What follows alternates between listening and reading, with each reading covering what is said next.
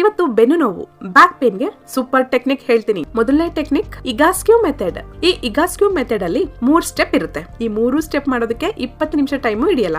Step 1 ಹೇಗ್ ಮಾಡ್ಬೇಕು ಅಂದ್ರೆ, ಫಸ್ಟ್ ಒಂದು ಸ್ಟೂಲ್ ತಗೊಳ್ಳಿ. ನೋಡಿ ಈ ವಿಡಿಯೋದಲ್ಲಿ ತೋರಿಸಿರೋ ರೀತಿ ನೆಲದ ಮೇಲೆ ಮಲಗಿ ಸ್ಟೂಲ್ ಮೇಲೆ ನಿಮ್ಮ ಕಾಲ್ಗಳನ್ನ ಇಡಬೇಕು. ನೋಡಿ ಈ ರೀತಿ ನಿಮ್ಮ ಕಾಲ್ಗಳು ಫ್ರೀ ಆಗಿರ್ಬೇಕು. ನಿಮ್ಮ ಕೈಗಳನ್ನ 45 ಡಿಗ್ರಿಯಲ್ಲಿ ಇಡಿ. ಕೈಗಳು ಅಷ್ಟೇ ಫ್ರೀ ಆಗಿರ್ಬೇಕು. ನಿಮ್ಮ ಹಸ್ತ ಮೇಲ್ ನೋಡ್ತಾ ಇರ್ಬೇಕು, ಅಂದ್ರೆ ಸೀಲಿಂಗ್ ನೋಡ್ತಾ ಇರ್ಬೇಕು. ನಿಮ್ಮ ಕಾಲುಗಳು ಫ್ರೀ ಆಗಿರ್ಬೇಕು. ಕಾಲ್ಗಳಿಗೂ ಸ್ಟೂಲ್ಗೂ ಮಧ್ಯ ಜಾಗ ಇರಬಾರ್ದು, ಅಂಟ್ಕೊಂಡಿರ್ಬೇಕು.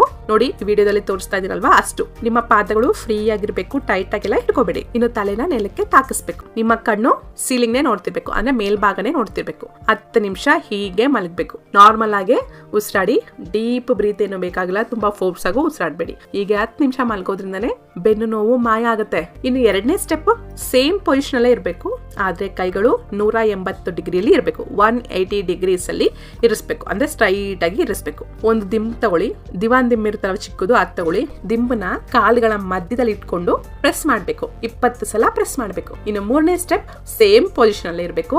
ದಿಂಬ್ ತೆಗ್ದ್ಬಿಡಿ. ನಿಮ್ಮ ಕೈಗಳನ್ನ ವಿಡಿಯೋದಲ್ಲಿ ತೋರಿಸಿರೋ ರೀತಿ ಬೆಂಡ್ ಮಾಡಿ. ನೋಡಿ ಈ ರೀತಿ ಇಟ್ಕೊಂಡು ಹಿಂದಕ್ಕೆ ನೆಲ ತಾಕ್ಸೋ ರೀತಿ ಬೆಂಡ್ ಮಾಡಿ. ಈ ರೀತಿ ಎಕ್ಸರ್ಸೈಸ್ ಮಾಡ್ಬೇಕು. ಮೇಲಕ್ಕೆ ಕೆಳಗೆ ಸ್ಟ್ರೈಟ್ ಆಗಿಡಿ, ಬೆಂಡ್ ಮಾಡ್ಬೇಕು. ಈ ರೀತಿ 20 ಸಲ ಮಾಡ್ಬೇಕು ಅಷ್ಟೇ. ಸ್ಟೆಪ್ 3 ಕಂಪ್ಲೀಟ್ ಆಯ್ತು.